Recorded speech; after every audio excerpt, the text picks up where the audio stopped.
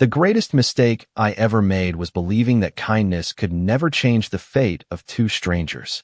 Rain had settled over Brooklyn like a gray curtain that refused to lift. The sidewalks shimmered beneath the streetlights, taxi tires whispered across soaked pavement, and people hurried home with their collars pulled high against the cold October wind. By 6 o'clock, I had finally locked the door to my second-grade classroom after another long day of helping children sound out words that seemed much bigger than they were. My canvas tote rested heavily against my shoulder, filled with spelling tests waiting to be graded before sunrise. I was 25 years old, renting a tiny apartment that overlooked a brick alley, driving an aging Honda Civic that complained every morning before starting, and living the kind of ordinary life that most people never noticed. I never imagined that an ordinary Tuesday would become the dividing line between everything I believed before and everything I would understand afterward. The subway entrance stood only half a block away when I noticed him sitting beneath the awning of a closed neighborhood bakery. At first glance, he looked exactly like dozens of forgotten people I had passed during busy afternoons. His charcoal coat was worn from years of weather. His boots carried the marks of countless miles, and a small paper cup rested near his feet with only a few coins inside. Yet something stopped me before I took another step. It was not pity. It was his eyes. Calm green eyes watched the rain instead of the people rushing past. There was no desperation in them, no silent request for help, only quiet patience, as though he had already accepted whatever the evening chose to bring. Everyone else avoided looking at him. Some crossed the street. Others pretended to answer imaginary phone calls. I almost followed them. Almost. Instead, I walked toward him. "Have you eaten today?" I asked. He looked up slowly, surprised that anyone had spoken at all. "Not today," he replied. His voice was steady, educated, and unexpectedly gentle. It sounded completely different from what I had expected. I reached into my tote bag and pulled out the turkey sandwich I had packed that morning but never found time to eat. "Please," I said, holding it toward him. He accepted it carefully with both hands, almost as though it were something valuable instead of an ordinary sandwich wrapped in paper. "Thank you," he said quietly. The words were simple, yet they carried genuine gratitude instead of performance. Across the street, a small coffee shop still glowed warmly through rain-covered windows. "Would you let me buy you a cup of coffee?" I asked before I could change my mind. He hesitated for only a moment. "I will accept the coffee," he answered with a faint smile. "But someday I hope I can repay your kindness." I laughed softly. "You do not owe me anything." As we crossed the rain-soaked street together, I noticed several strangers pause and stare in our direction before quickly looking away. I assumed they were wondering why a young schoolteacher would spend her evening with a homeless stranger. I never imagined they were staring because they recognized the man walking beside me, while I remained the only person on that sidewalk who had absolutely no idea who he really was. I expected the man across from me to order everything the small coffee shop could offer the moment we stepped inside from the cold rain. Instead, he quietly asked for a medium black coffee and a bowl of tomato soup with half of a grilled cheese sandwich. Nothing more. The cashier smiled politely while entering the order into the register, but I noticed her pause for just a fraction of a second when she looked at him. It was not fear. It looked more like surprise mixed with recognition before she quickly lowered her eyes and wished us a pleasant evening. We carried our trays to a table beside the front window where raindrops slowly raced each other down the glass. The warmth inside the cafe wrapped around us while soft jazz drifted from hidden speakers above the counter. He wrapped both hands around the coffee cup as though appreciating the warmth more than the drink itself. "Thank you," he said quietly. Most people would have continued walking. I smiled. Maybe they were having difficult days. He studied me for a moment before asking, "And what about you?" I shrugged. I believe everyone deserves one person who stops. Something changed in his expression. It was subtle, almost impossible to notice, but for a brief moment the distance in his eyes disappeared. "That is a rare belief," he said softly. "What do you do for a living?" "I teach second grade." He nodded as though the answer confirmed something he had already suspected. Children are fortunate to have someone who still believes kindness should come before judgment. I laughed. "How did you know I was a teacher?" "You listen before you speak," he replied. "Most teachers do." We talked easily after that. I told him about my students arguing over which dinosaur would make the best classroom pet, and about the little library my class had built from donated books. He listened with complete attention, asking thoughtful questions that made every story feel important. When I mentioned my favorite novel, he smiled and quietly quoted an entire passage from memory. I stared at him in surprise. "You have actually read that?" "More than once," he answered. "Books become loyal friends when life becomes unusually quiet." His words sounded more like those of a university professor than someone sitting in a worn charcoal coat beside a rainy sidewalk. When I reached for my wallet to pay, he gently placed 3 crisp $20 bills on the table. "Please use this for your classroom," he said. I blinked in confusion. "I thought you had nothing." He calmly slid the bills closer to me. "Some things are more important than appearances." Before I could ask another question, the cafe door opened. 2 impeccably dressed men stepped inside, their expensive umbrellas still dripping with rain. The instant they noticed him, both men stopped walking. Without speaking, they lowered their heads respectfully. The man beside me acknowledged them with the smallest nod before returning his attention to his coffee, as though nothing unusual had happened. The 2 strangers immediately turned around and walked back into the rain without ordering a single thing. And for the first time since we met, I realized the city seemed to know something about the quiet. Strangers sitting across from me that I did not. The 2 men disappeared into the rain as quietly as they had arrived, leaving me staring at the cafe door long after it had closed behind them. I looked back across the table. "Do you know them?" I asked. The man in the charcoal coat smiled faintly and took another sip of his coffee before answering. "Sometimes people recognize a face from somewhere they cannot quite remember." It was a careful answer, neither a lie nor the truth I was hoping to hear. I folded my arms and laughed softly. "You have a talent for answering questions without really answering them." He lowered his eyes for a moment, almost embarrassed. "I have had a great deal of practice." We stayed in the cafe until the rain became little more than a mist. When we finally stepped outside, the streets reflected thousands of tiny lights that shimmered like scattered stars across the wet pavement. He insisted on carrying my heavy canvas tote filled with spelling tests, even though I protested more than once. "You already bought dinner," he said. "Allow me to carry something that actually weighs something." We walked several blocks together through quiet Brooklyn neighborhoods where brownstone windows glowed warmly against the cool evening air. Conversation came naturally. He noticed details most people overlooked. He admired a small flower box beneath an apartment window. He stopped to listen to an elderly violinist performing near the subway entrance and thanked him by name before we continued walking. When I pointed toward the neighborhood library where my students visited every month, he asked thoughtful questions about their favorite books and somehow remembered every title I mentioned. Before we reached my apartment, we passed a small independent bookstore where I volunteered on Saturday mornings. A handwritten sign in the window announced an upcoming children's reading event. He studied the display with genuine interest. "Places like this quietly change lives," he said. "Every city needs more of them." I smiled. "You sound like someone who spends a lot of time around books." "Books have always been honest companions," he replied. "They never care what someone owns." That answer lingered in my mind long after we said goodnight. The following Saturday, I unlocked the bookstore just after 8 in the morning. Mrs. Harper, the 70-year-old owner, was arranging fresh flowers near the entrance while humming softly to herself. An hour later, the front door opened, and to my surprise, the man in the charcoal coat stepped inside, carrying 2 paper cups of coffee.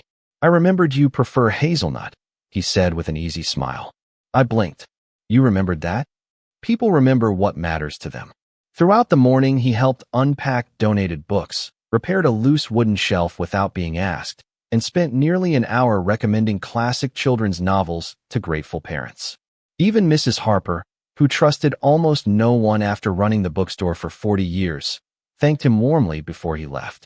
Watching him laugh with children as they proudly carried stacks of books toward the checkout counter, I found it impossible to reconcile the image of a homeless stranger with the thoughtful, educated, and remarkably capable man standing before me. Yet just as I began believing I understood him, I noticed a familiar black SUV parked quietly across the street. It remained there without moving, and although nobody inside stepped out, I could not shake the strange feeling that someone was patiently waiting for the man who still insisted he was simply another forgotten stranger. The black SUV remained parked across the street long after the last family left the bookstore, its dark windows reflecting the warm glow of the shop without revealing who might be inside. I tried to ignore it, telling myself it probably belonged to someone visiting a nearby restaurant or waiting for a friend. Yet every time I glanced through the front window, it was still there. The man in the charcoal coat finished placing the final stack of children's books onto the lowest shelf before noticing where my attention had drifted. "Something wrong?" he asked gently. I hesitated before pointing toward the street. "That vehicle has been sitting there for almost an hour." He followed my gaze, and although his expression barely changed, I caught the smallest flicker of recognition in his green eyes. "It will leave soon," he said quietly. "How can you be so sure?" A faint smile crossed his face. "Because it usually does." His answer only deepened the mystery. Mrs. Harper thanked him again before locking the bookstore for the evening, insisting that he return anytime he wished. As we stepped outside, the cool autumn air carried the scent of roasted coffee and damp leaves drifting along the sidewalk. The SUV remained exactly where it had been. Then, without warning, its headlights illuminated, and the vehicle slowly pulled away from the curb. It passed us at a respectful speed before disappearing around the corner without stopping. I watched until the taillights vanished into traffic. "Do people usually follow you?" I asked half-jokingly. He looked toward the empty street, instead of answering immediately. "Sometimes responsibility attracts attention," he finally replied, "even when it is not wanted." We walked toward the neighborhood park where orange leaves covered the pathways like a patchwork quilt. Children laughed from a nearby playground while parents gathered around benches with steaming cups of coffee. The ordinary rhythm of the afternoon made every unanswered question feel strangely out of place. We sat together on a weathered wooden bench overlooking a small pond where ducks drifted across still water. For several peaceful minutes, neither of us spoke. The silence felt comfortable rather than awkward. "Do you ever miss your old life?" I asked softly. He looked across the pond as though searching for an answer hidden somewhere beyond the water. "Every person misses a version of life that no longer exists," he said. "The difficult part is deciding whether to spend the future chasing it or building something new." His words lingered in my thoughts long after they were spoken. Before I could ask another question, his phone vibrated quietly inside the pocket of his worn coat. It was the first time I had ever seen him carry one. He glanced at the screen for only a second before slipping it away. The warmth disappeared from his expression almost instantly, replaced by calm focus. "I have to leave," he said. "Is everything all right?" He nodded, but the answer felt incomplete. "It will be." As he stood, a sleek black sedan rolled silently to the curb beside the park entrance. An older gentleman in an impeccably tailored navy suit stepped out, opened the rear passenger door, and lowered his head respectfully toward the man beside me. No words were exchanged. The gesture alone told a story I could not yet understand. The man in the charcoal coat turned back toward me with a quiet smile. "Thank you for reminding me what an ordinary afternoon feels like." Then he stepped into the waiting car, and as it disappeared into the fading autumn light, I realized that whatever life he returned to each evening was nothing like the one he had allowed me to see. For 3 days I did not see him. Every Tuesday afternoon had quietly become something I looked forward to, yet the familiar bench in the neighborhood park remained empty, and the bakery awning where we first met sheltered only the rain. I told myself that ordinary people sometimes disappeared from ordinary routines. Still, the silence felt heavier than it should have. On Friday evening, after finishing parent conferences at school, I decided to walk through Manhattan before taking the subway home. The city glowed beneath thousands of office lights while business professionals hurried along polished sidewalks carrying briefcases and coffee cups. I had almost reached the station when I noticed a crowd gathering outside one of the tallest buildings in the financial district. Television cameras stood behind metal barriers, reporters adjusted microphones, and luxury sedans lined the curb with quiet precision. Curious, I slowed my pace. A woman beside me whispered excitedly to her friend. "He is finally coming out. They say he has not attended a public meeting in years." I followed everyone's gaze toward the revolving glass doors just as they opened. Several impeccably dressed executives emerged first, forming an orderly path without speaking. An older gentleman in a perfectly tailored navy suit stepped forward next, the same man who had opened the car door in the park only days before. My heart skipped. Then, I saw him. The worn charcoal coat was gone. In its place stood the same man wearing a perfectly tailored dark suit that fit him with effortless elegance. His posture had not changed. Neither had his calm green eyes. Yet the entire atmosphere around him felt different.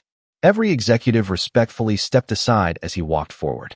Employees standing near the entrance lowered their heads in greeting. Nobody appeared forced. The respect seemed completely natural. Cameras flashed across the plaza, illuminating his face for only a second before he calmly acknowledged the waiting reporters with a polite nod and continued toward the entrance of a waiting black sedan. My hands froze around the strap of my canvas tote. "Who is he?" I quietly asked the woman standing beside me. She looked at me with obvious surprise. "You seriously do not know?" I slowly shook my head. "That is Ethan Black," she replied. "Some people call him the most influential businessman in the city." She lowered her voice even further.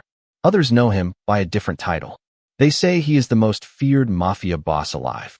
The words echoed inside my mind as though time itself had stopped moving. Mafia boss. I looked back toward the man I thought I knew. The same man who remembered my favorite coffee.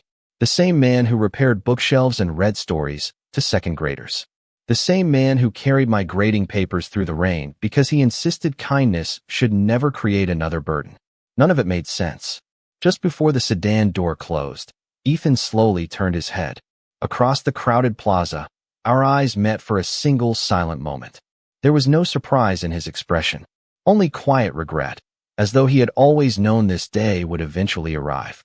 Then the car pulled away into the evening traffic, leaving me standing among strangers who believed they had just watched one of the city's most powerful men depart, while I could only wonder whether I had ever truly known the gentle stranger who first accepted half of my sandwich beneath a rainy bakery awning. I stood on the sidewalk long after the black sedan disappeared into the Manhattan traffic, unable to reconcile the man I had shared coffee with and the man the entire city seemed to recognize. The words I had overheard echoed through my thoughts with every step home. Influential businessman. Most feared mafia boss. Neither description matched the person who had repaired children's bookshelves, remembered my favorite coffee, or thanked an elderly violinist by name. That night sleep refused to come. I searched every public article I could find, hoping to understand the stranger who no longer felt like a stranger at all. Every headline painted a different picture.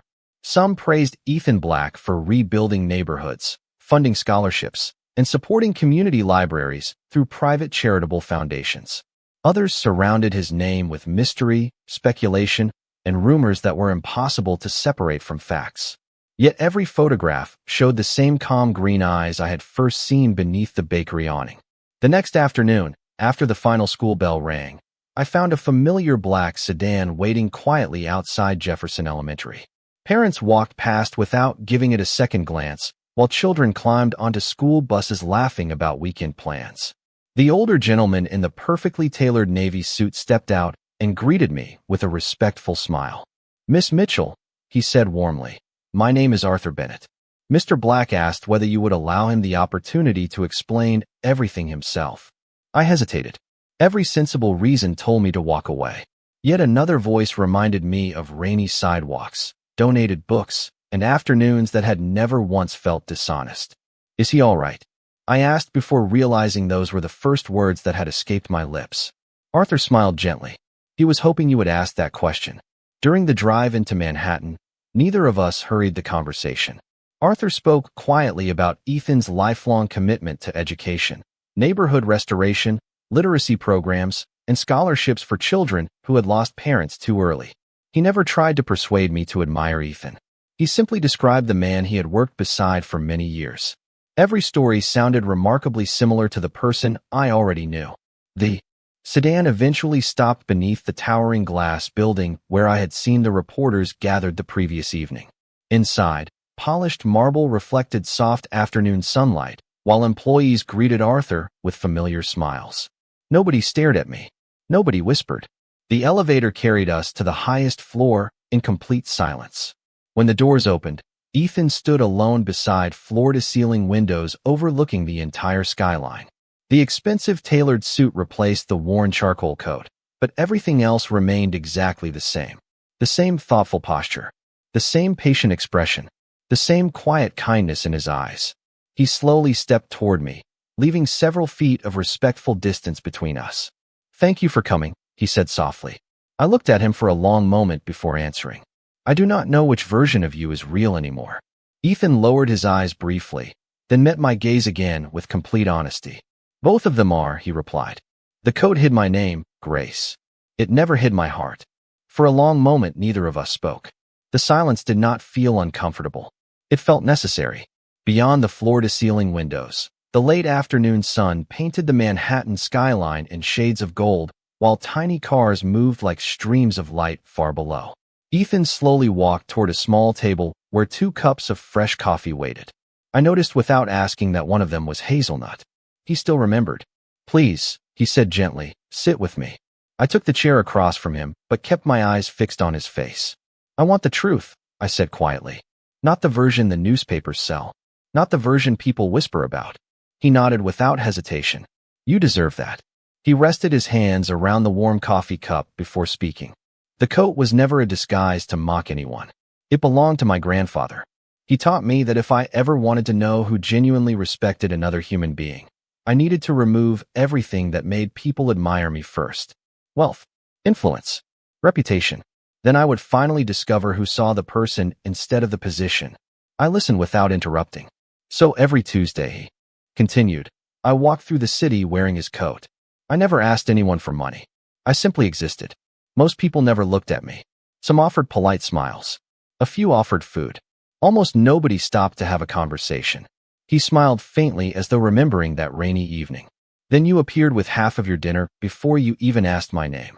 My eyes lowered toward the coffee between us. I almost kept walking. But you did not, he replied softly. That decision reminded me that kindness still exists without conditions. I searched his face carefully. Did you ever plan to tell me who you were? Every day, he answered honestly. And every day I waited because I wanted one more conversation that belonged only to Ethan, not to the reputation surrounding Ethan Black. The sincerity in his voice left no room for doubt. Before I could respond, Arthur quietly entered after a respectful knock carrying a thin leather folder. The Education Foundation board has arrived, he said politely before placing the folder on the table and excusing himself. Ethan looked toward me. There is something else I want you to see before you decide what you believe about me.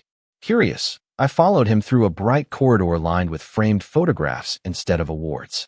There were children opening new books, teachers standing beside renovated classrooms, families celebrating scholarships, neighborhood libraries reopening after years of neglect, and volunteers planting trees in community parks. Every photograph captured ordinary people rather than powerful executives. We entered a spacious conference room where educators, physicians, community leaders, and nonprofit directors immediately stood to greet Ethan with genuine warmth. They thanked him for literacy grants, after-school programs, and scholarship funds that had quietly changed thousands of lives. Nobody spoke about power. Nobody mentioned fear. They spoke only about opportunity, education, and hope. Watching him shake every hand by name, asking about teachers, students, and families before discussing any business, I suddenly realized something that every headline had failed to explain. The city knew Ethan Black because of his influence. I knew him because of his character. And for the first time since the truth had shattered everything I thought I understood, I began to believe those 2 men had always been the very same person. When the meeting ended, the board members remained behind to speak with teachers, volunteers, and community leaders rather than rushing toward waiting cars. There were no cameras, no speeches prepared for the evening news. Only ordinary conversations about classrooms that needed repairs, libraries that hoped to expand, and scholarship students preparing for their first year of college. Ethan thanked every person by name before introducing me to several educators who had partnered with the foundation for years. One elementary school principal smiled warmly when she shook my hand. Mr. Black has never missed a single reading program we invited him to, she said. The children still ask when he is coming back. I turned toward Ethan in surprise. You never told me that. He answered with the same quiet smile I remembered from the coffee shop. The children never cared what I did for a living. They only wanted to know whether the next chapter had dragons. His answer made me laugh for the first time since discovering his identity. Somehow that simple moment dissolved another piece of the distance that had formed between us. Arthur joined us carrying a small wooden box. Mr. Black, he said respectfully, this arrived from the community library this morning. Ethan opened the lid and revealed dozens of handwritten thank you letters tied together with a blue ribbon. He handed the bundle to me without saying a word. I carefully unfolded the first letter. It came from a 10-year-old girl who wrote that receiving her own books had made her dream of becoming a teacher someday. Another letter came from a single father whose son had earned a scholarship that changed their future. Every page described hope instead of wealth, gratitude instead of fear, opportunity instead of power. You kept every one of these? I asked softly. Ethan nodded. On difficult days, they remind me why influence should always serve people rather than impress them. We left the conference room and walked through another quiet hallway overlooking the city. The afternoon sun had faded into soft amber light, filling the glass walls with warm reflections. Down below, thousands of people hurried through busy streets without realizing how many unseen acts of kindness had begun inside this very building. Do you regret living two different lives? I finally asked. Ethan considered the question carefully before answering. I regret that the world often decides who someone is before learning why they became that person. But I have never regretted the Tuesdays. I smiled. Neither have I. We stepped onto a quiet terrace overlooking the skyline, where a gentle autumn breeze carried the distant sound of church bells across the city. Ethan rested both hands on the stone railing before speaking again. Grace, there is something I want to ask you, but I do not want an answer today. I looked at him with quiet curiosity. What is it? Keep seeing the man who shared coffee with you. Forget everything else for a little while. If, after knowing my entire world, you still believe that man deserves a place in your life, then come meet me next Tuesday where we first met. He paused before adding with complete sincerity, if you do not come, I will understand completely. He offered no promises and asked for no guarantees. Only honesty. As we rode the elevator back toward the lobby, I realized the greatest choice before me had nothing to do with titles, headlines, or rumors. It was whether I trusted the countless ordinary moments that had quietly revealed a person's character long before the world revealed his name. The following Tuesday arrived with the same quiet rain that had brought us together for the very first time. School ended just before 4 o'clock, and as I locked my classroom door, I realized I no longer felt uncertain. The questions that had filled my mind for days had slowly been replaced by something much simpler. I trusted what I had experienced with my own eyes more than what strangers claimed to know. By the time I reached the familiar bakery, tiny drops of rain were dancing across the sidewalk exactly as they had weeks before. The old awning still sheltered the corner, and beneath it stood Ethan wearing the same faded charcoal coat that had first caught my attention. He smiled the moment he saw me, not with relief, but with quiet gratitude. You came, he said softly. I returned the smile that had been waiting far longer than I wanted to admit. I told myself I was coming to return a borrowed book. He laughed gently. And did you? I reached into my canvas tote and handed him the worn classic novel he had lent me after one of our conversations in the park. I also came because I realized something, I said. The man who carried my grading papers through the rain, repaired shelves at the bookstore, remembered every child's favorite story, and believed kindness mattered before status never disappeared. I was simply distracted by everyone else's opinion of him. Ethan lowered his eyes for a brief moment before looking back at me. Thank you for seeing the difference. We crossed the street together and entered the same little coffee shop where everything had begun. The cashier recognized us immediately and smiled. Hazelnut for you, she said while looking at me, and black coffee for you. Neither of us needed to order. We carried our cups to the same table beside the rain-covered window. Outside, Brooklyn continued moving at its usual pace while people hurried beneath umbrellas, completely unaware that my entire world had quietly changed. Ethan removed the faded charcoal coat and carefully folded it across the empty chair beside him. My grandfather used to tell me that every person receives 2 introductions, he said. The first comes from appearance. The second comes from character. Only one of them lasts. I reached across the table and rested my hand gently over his. Then I am glad I waited for the second introduction. His warm smile answered before words ever could. Months passed, and our Tuesdays became a tradition neither of us ever broke. Sometimes we visited Mrs. Harper's bookstore to help organize another reading event. Sometimes we spent afternoons in neighborhood parks listening to children laugh beneath bright autumn skies. Sometimes we quietly toured new, libraries and classrooms supported by Ethan's foundation without anyone recognizing the man beside me. The city continued telling stories about Ethan Black. Some admired him.